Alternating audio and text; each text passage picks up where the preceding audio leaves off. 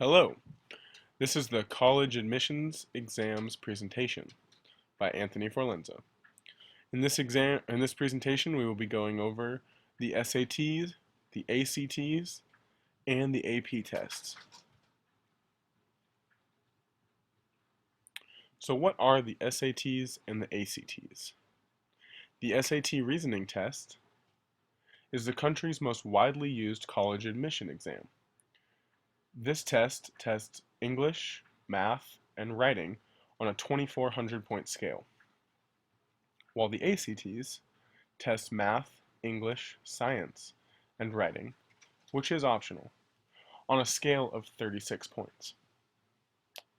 Both these tests are about 3 hours long and are used in the college admission process. Both are taken in your junior and senior year of high school.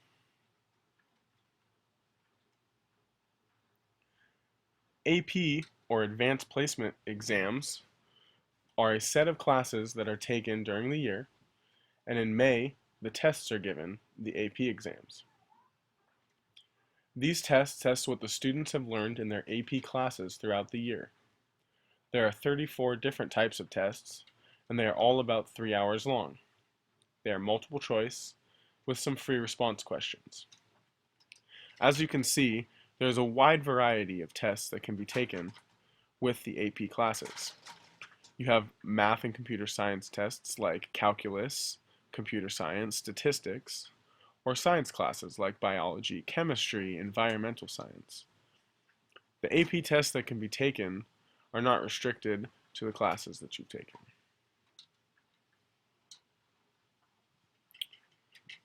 Why are these tests important? These tests are mostly important because they help you get into college. A good SAT or ACT score can pull a student with lower grades up in the admissions pool, or even help them qualify for more scholarships.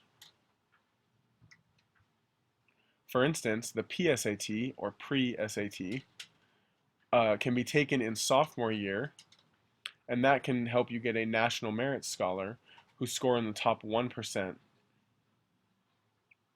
Good AP scores can count for college credit, especially at UCs and CSUs. This means that college can be faster, less expensive for the more advanced students who do well on the AP exams. So these classes that you take in high school count for college credit, at least partially, and can help you get through college a little bit quicker.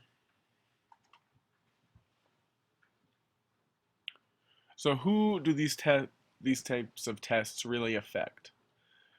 I found that it really affects high school teachers, especially those who teach juniors and seniors in high school. SAT and ACT prep may be part of a high school teacher's job, though this is pretty unlikely. The AP exams are not the only indicator of how well a student have learned throughout the year, but also how well the teacher has taught the material. It is important for these teachers that their students do well. If a teacher consistently scores low, if a teacher consistently has students who score low on their tests, this will negatively impact their job. So it's very important for teachers of these classes to have their students do well.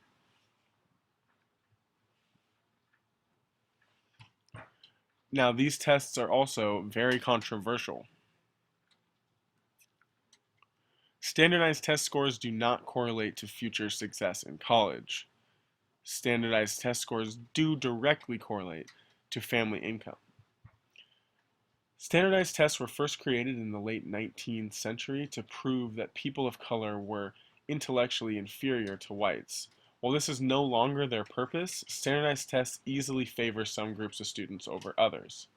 Research shows that the ACT, the SAT, and the AP tests and exams favor students from high-income families who can afford expensive test prep, materials, and programs, and are unfairly challenging for students who cannot afford these same luxuries.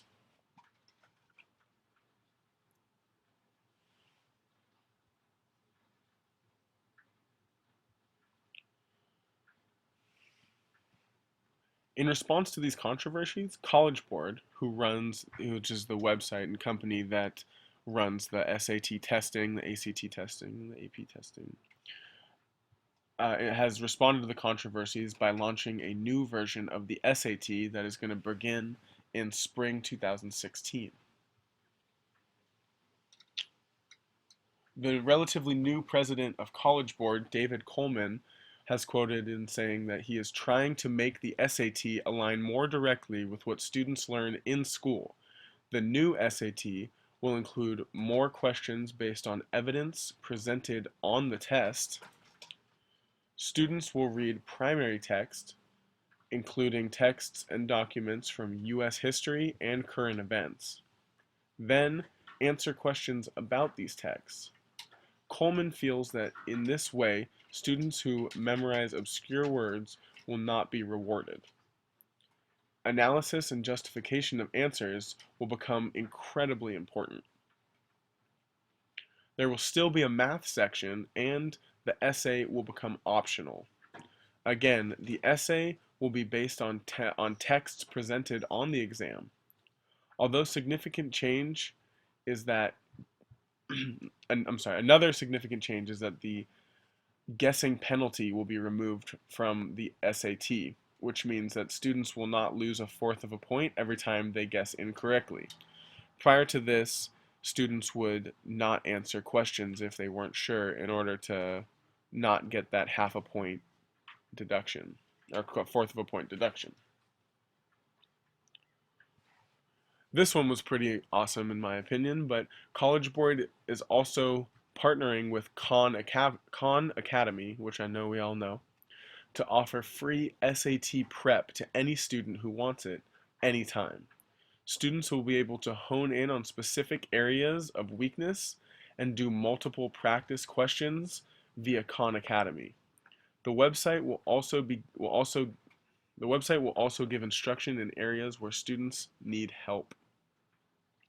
I hope this has helped people learn a little bit more about the SATs and the ACTs and the AP exams. I'll see you in class. Bye.